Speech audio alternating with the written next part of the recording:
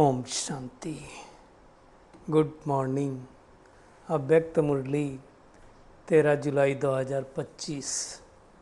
बाबा की मीठी मीठी मुरली हम मीठे मीठे बच्चों के मीठे मंथन के लिए।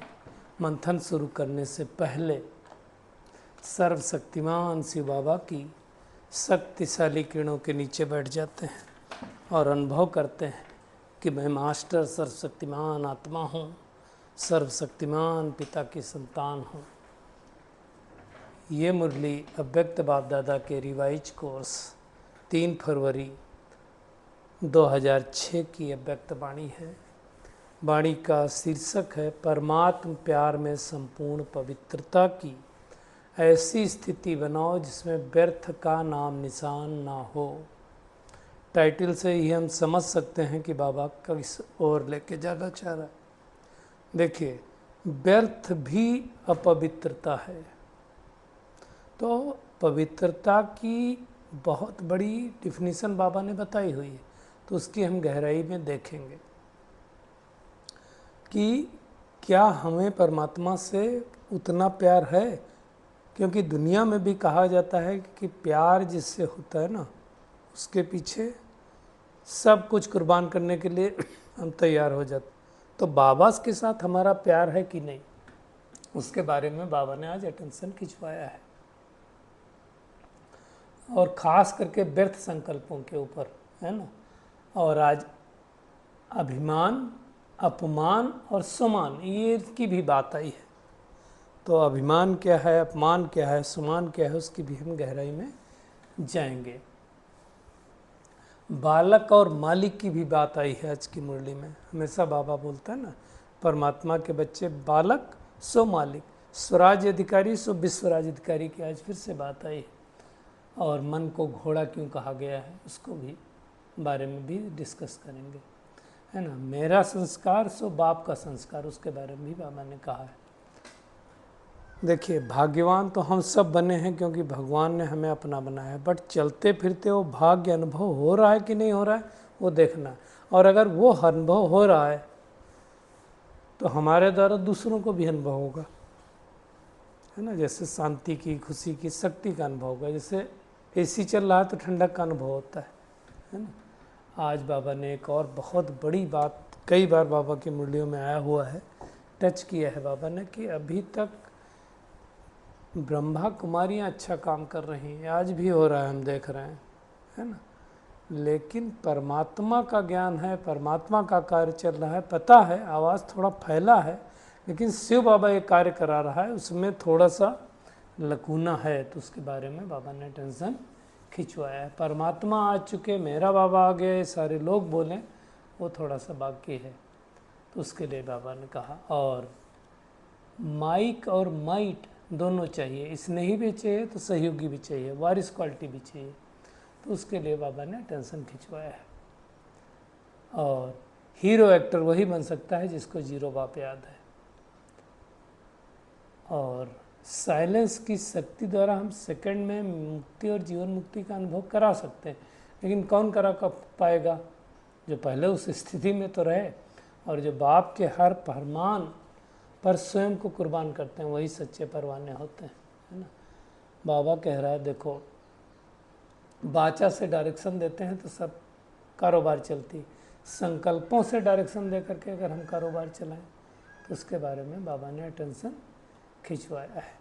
तो बहुत गूढ़ मुरली है, इसको हम बहुत अच्छी तरह से समझेंगे। तो आज निराकार शिव बाबा और ब्रह्मा बाबा प्रभु प्यारे बच्चों को देख रहे हैं। देखिए, विश्व में तो बहुत आत्मा है।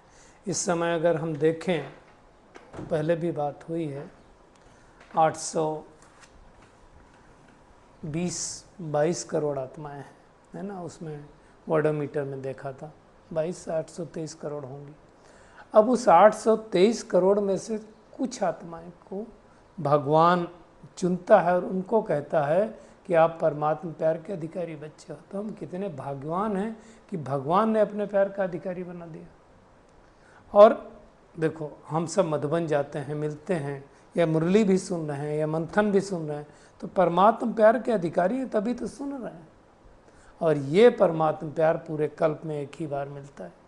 अब ये हमको अनुभव हो रहा है कि नहीं हो रहा। आप देखो प्यार में तो लोग क्या क्या कर जाते हैं। हम सबको पता है, तुलसीदास जी की स्टोरी पड़ी हुई है, हाँ? कि वो अपनी पत्नी के प्रेम में इतना अंधे थे, इतना अंधे थे कि फ्लड वाली नदी पार कर गए, जो तिकठी बोली जाती ना, जिस पे डेड बॉडी लेके जाती, उस बॉडी पर से तैर करके निकल गए। सांप को रस्सी समझ करके वो पीछे छत से चढ़ गए।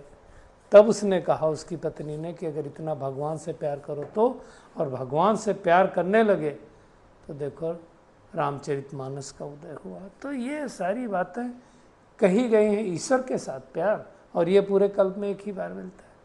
देखो सतयुग में हमें देवी देवताओं का प्यार मिलेगा, है ना, सतयुग त्रेता युग। द्वापर युग से लगा करके महान आत्माओं का, धर्मात्माओं का, आत्माओं का प्यार मिलेगा, मनुष्य आत्माओं का प्यार मिलेगा कलयुग में।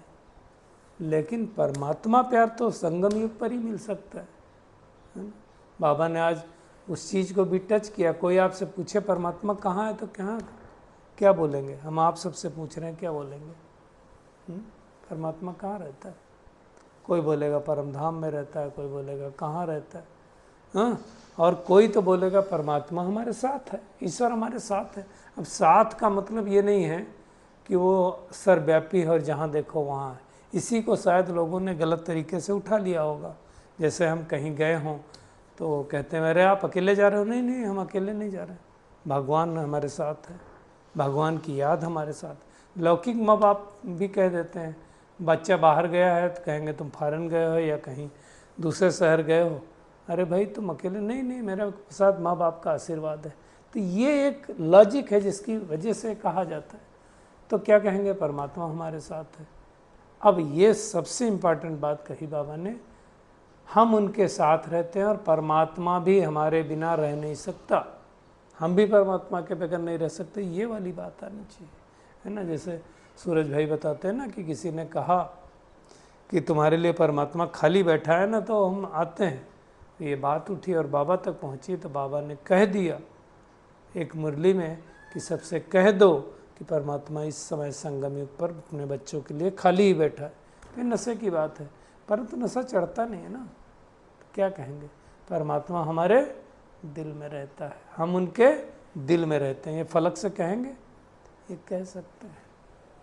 कौन कह पाएगा? अब ये बहुत इम्पोर्टेंट बात है। कहे वो पाएगा जो उसके प्यार का अनुभवी होगा। जिसने अनुभव ही नहीं किया हो, किसी को बोलो जिसने आम कभी नहीं खाया हो तो कैसा होता टेस्ट, तो नहीं बता पाएगा। तो हमें अच्छी तरह से उसको समझ करके, कितना मेरा अनुभव हो रहा है परमात्मा के प्यार का कि नहीं हो रहा है, और अगर हमें परमात्मा के प्यार का अनुभव हो रहा है तो हमारे द्वारा वो प्यार झलकेगा। परमात्मा प्यार की निशानी क्या होती है? किसी भी प्यार की निशानी क्या होती है? जिससे हमारा प्यार होता है उसके पीछे हम सब कुछ कुर्बान करने के लिए तैयार हो जाते हैं। तो सोचो, भगवान से प्यार है तो भगवान जो कहेगा वो करेंगे। और भगवान क्या चाहता है? सबसे बड़ी भगवान की इस पुरुषोत्तम एक युग में यही चाहना है कि मेरा हर एक बच्चा बाप समान बन जाए, राजा बच्चा बन जाए। अभी पिछली मुरली में कहा था ना, हर एक के चेहरे चलन से परमात्मा दिखाई दे। ऐसा पूछ रहा है बाबा, बने हो? और उस बाबा की चाहना क्या है? दिल पसंद चाहना यही है कि संपूर्ण पवित्र बनो। संपूर्ण पवित्रता क्या है? पवित्रता खाली ब्रह्मचर्य नहीं है, वो तो एक पार्ट है ना।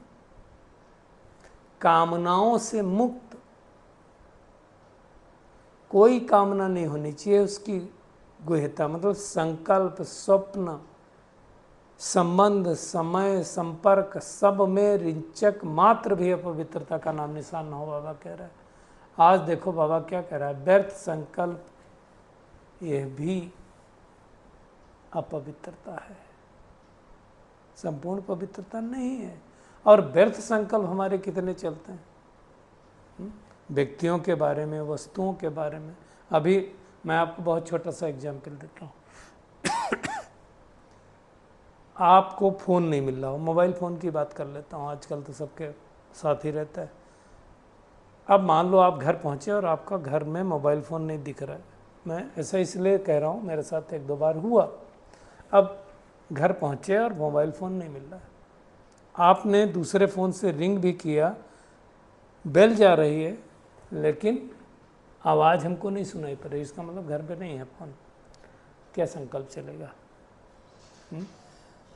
नेगेटिव चलेगा, व्यर्थ चलेगा, क्या चलेगा? सच सच बताइए, क्या चलेगा? किसी को लगेगा अरे कहीं बाहर तो नहीं गिर गया, किसी को लगेगा अरे किसी ने पा लिया हो, पता नहीं उठा तो नहीं लिया, साइलेंस में कर दिया हो, कहीं लगेगा क्या हो गया है। ये सब कौन से संकल्प हैं? अच्छे संकल्प हैं क्या? और मेरे साथ इसलिए हुआ, मैं बता रहा हूँ कि ऐसा हुआ, ढूंढा और बाद में देखा गाड़ी में ही है। गाड़ी में भी ऐसा नहीं जहाँ रखते हैं, गिर गया था गाड़ी में, और गाड़ी एक दो बार देखा और नहीं मिला, और गाड़ी में बाद में पता चला सीट के नीचे पड़ा, साइलेंस में पड़ा था, तो वॉल्यूम भी नहीं बज रहा था। हो सकता है ना, लेकिन अब ये चेकिंग करने की बात है कि उस टाइम मेरे संकल्प कौन से चलते हैं, व्यर्थ चलते हैं, निगेटिव चलते हैं, कौन से चलते हैं, तो वो चेक करना है ना। बाबा कहता है किसी भी प्रकार के व्यर्थ संकल्प संपूर्णता से हमें दूर कर देंगे, और जितना हम पुरुषार्थ में आगे बढ़ते जाएंगे, ये बहुत इंपॉर्टेंट बात बाबा ने कही, उतना क्या होगा, व्यर्थ संकल्प रायल रूप के आएंगे। रायल रूप के कैसे आते हैं? तो रायल रूप अभिमान और अपमान के व्यर्थ संकल्प के रूप में वार करेंगे, है ना। अभिमान अपमान है कि नहीं, हमें अभिमान है कि नहीं। अभिमान का मतलब यही समझ लो, अगर आपने किसी से कुछ कहा और उसने वो बात नहीं मानी, तो हमारे मन में क्या चलता है? नहीं तो अभिमान का मतलब मैंने कहा तो मेरी बात अभी भी मान, नहीं माना तो मेरा अपमान कर दिया। मेरी बात अगर सामने वाले ने नहीं मानी तो क्या हो गया? अपमान फील करेंगे। तो चेक करें कि हमारे अंदर कोई अभिमान तो नहीं है, रॉयल रूप का भी तो नहीं है। देखिए, दो ही चीज़ें होंगी, या तो समान होगा या तो अभिमान होगा। समान होगा तो क्या होगा? हम शक्तिशाली आत्मा बनेंगे, समर्थ संकल्प होंगे हमारे।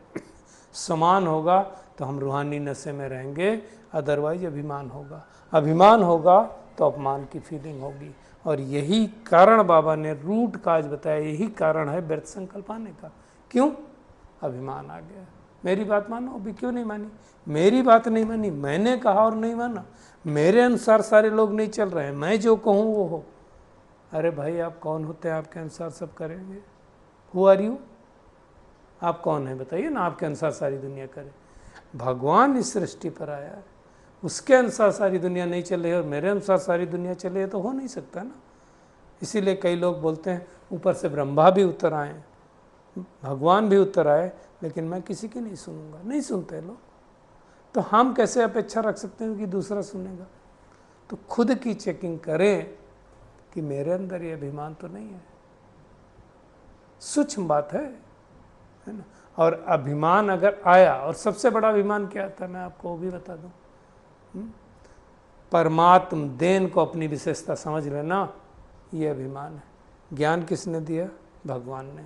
योग किसने सिखलाया? भगवान ने। मेरी विशेषता बहुत अच्छी है, मैं बहुत अच्छा कर लेता हूँ, मेरे जैसी सेवा कोई करता नहीं, मेरे जैसा लेक्चर कोई कराता नहीं, मेरे जैसा मुंडी क्लास कोई कराता नहीं, और मेरे जैसी कमेंट्री तो कोई करवा ही नहीं सकता है, मेरी जैसी कोई सेवा नहीं करता। ये मेरापन आया। इससे भी सूक्ष्म क्या मेरापन आता है, वो भी बाबा ने आज अटेंशन खिंचवाया। मेरा नाम, मेरा मान, मेरा शान होना चाहिए। मैं इतनी सेवा करता हूँ, मेरे को स्टेज पे बैठने को क्यों नहीं मिला? मेरा फोटो क्यों नहीं आया? मेरा अखबार में नाम क्यों नहीं आया? और इससे भी सूक्ष्म बात है कि कई लोग सेवा करते ही इसके लिए, एक्चुअल कुछ नहीं कर रहे हैं, लेकिन वो फोटो खींचने। एक बीच में वीडियो वायरल हुआ था, जब पहली बार 2014-15 में स्वच्छता अभियान लॉन्च किया गया था, उस टाइम में हुआ। एक इसका था, रेलवे स्टेशन का था, तो वीडियो रिकॉर्ड किया कि लोग जो है झाड़ू लगा के भर रहे हैं। बाद में उसमें थोड़ी सी क्लिप आ गई कि पहले वो बाल्टी से डस्टबिन से उल्टा गया कचरा, फिर साफ किया गया। इसका क्या मतलब है भाई? तो नाम मान शान के लिए हमको सेवा नहीं करनी है, एक्चुअल कर रहे हैं, उससे कल्याण हो रहा है लोगों को, तब करना है। तो मेरापन ये भी अभिमान का रूप लेता है, और ये वैध संकल्प हमें संपूर्णता से दूर करता है, फिर हम संपूर्ण नहीं बन सकते। और भगवान चाहता है न समान, न अभिमान, न अपमान, समान हो, सॉरी, भगवान चाहता है कि समान में स्थित रहो, न अभिमान हो न अपमान हो। तो हमें इन सब से मुक्त होकर के हनुमान बनना है, मतलब अभिमान और अपमान से परे जो रहे उसको हनुमान कहा जाता है, और उसको ही महावीर कहा जाता है। तो ऐसे महावीर बनना है। दूसरी बात जो आई है मुरली में, बाबा हर एक बच्चे को डबल मालिकपन के रूप में देखना चाहता है। निश्चय और नशे में डबल मालिकपन क्या है? एक हम सबको पता है, एक हम मालिक बनते हैं परमात्मा के खजानों के, वो तो बाबा देने वाला है।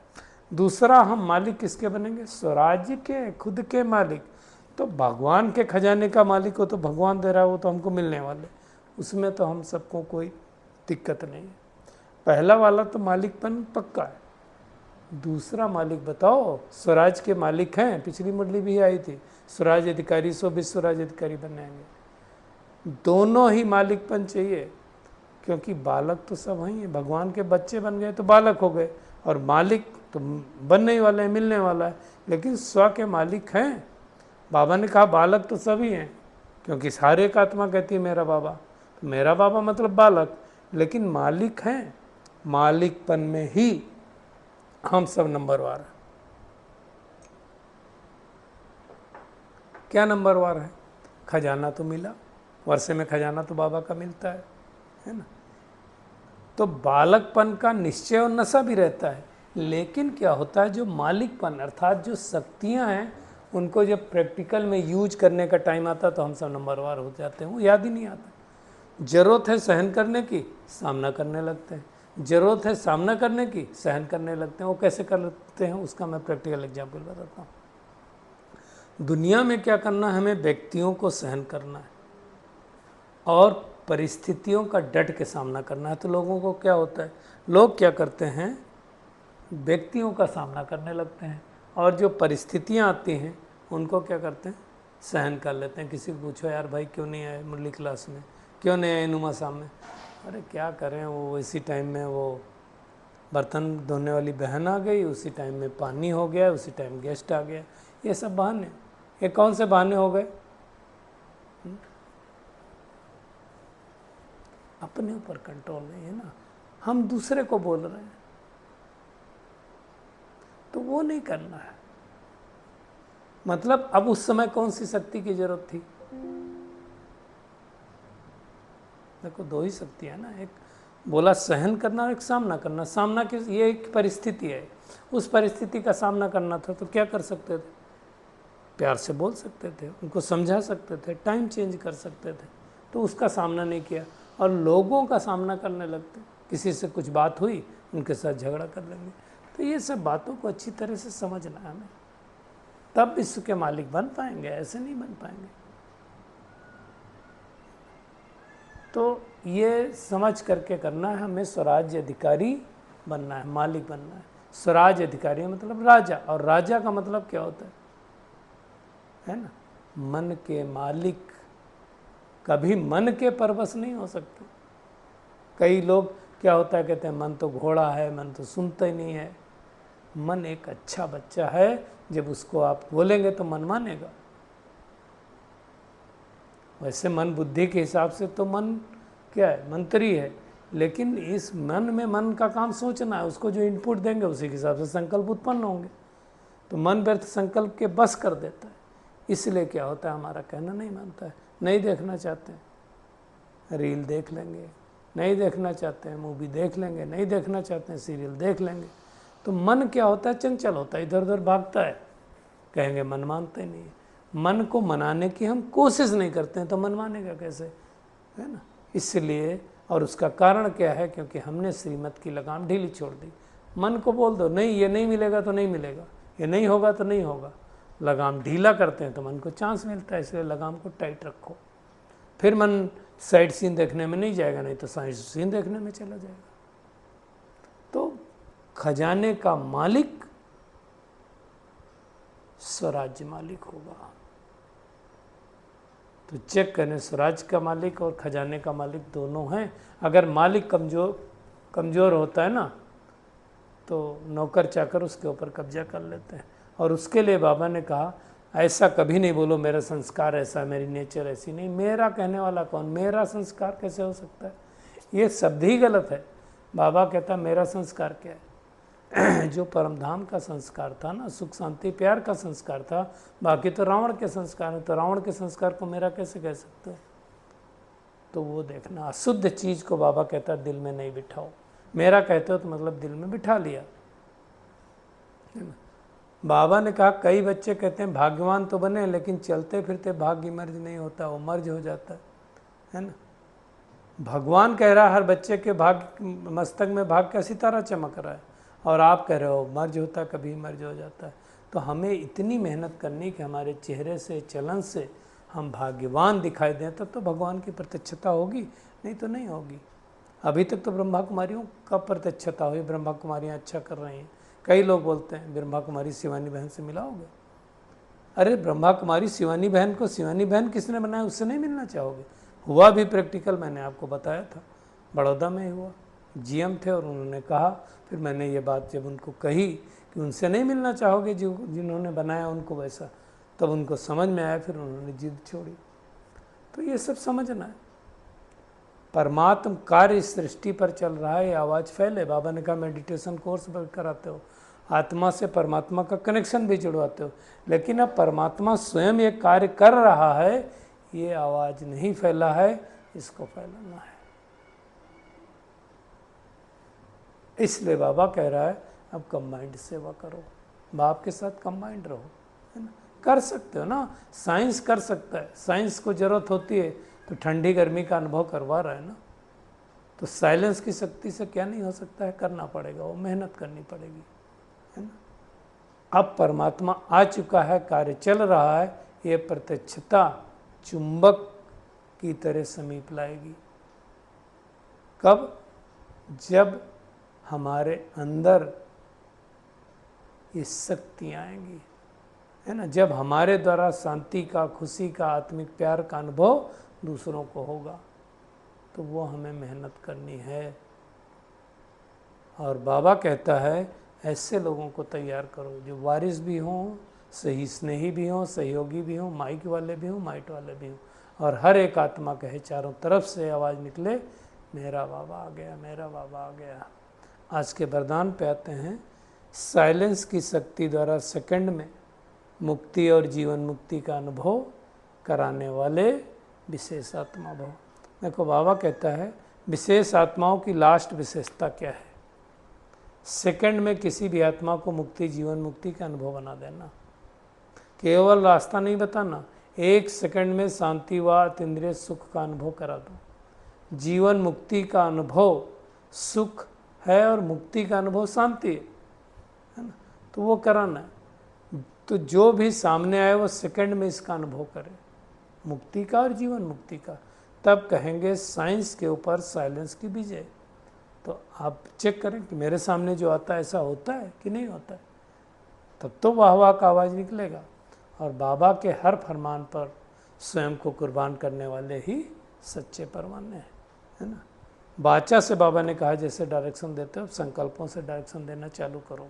संकल्पों से ही कारोबार चलता है सूक्ष्मतन में, तो वैसे ही यहाँ भी श्रेष्ठ संकल्पों से कारोबार चलाना है। स्पष्ट बाबा का डायरेक्शन भी महसूस करना है। तो आज की पूरी मुरली में टेक होमवर्क यही है कि एक तो चेक करना है हमें समान में रहना, अभिमान और अपमान से परे रहना है, और डबल मालिक बनना है। एक बाबा के खजानों के मालिक, दूसरा स्वराज के मालिक, और संपूर्ण पवित्र बनना है। संपूर्ण पवित्र मतलब जिसमें व्यर्थ का भी नाम निशान ना हो, है ना। श्वास मतलब संकल्प, समय स्वप्न में भी अपवित्रता ना हो।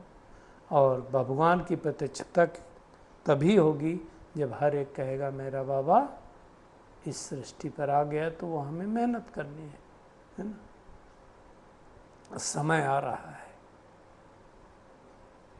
और साइलेंस की शक्ति द्वारा तमाम आत्माओं को मुक्ति, जीवन मुक्ति का अनुभव कराना है, तब हम विशेष आत्मा कहलाएंगे। और बाबा के हर फरमान पर स्वयं को कुर्बान करना है, तभी हम सच्चे परवाने बन सकेंगे। अच्छा, शुक्रिया मीठे प्यारे बाप दादा, शुक्रिया आप सभी का इस मीठे मंथन के लिए। अच्छा, ओम शांति।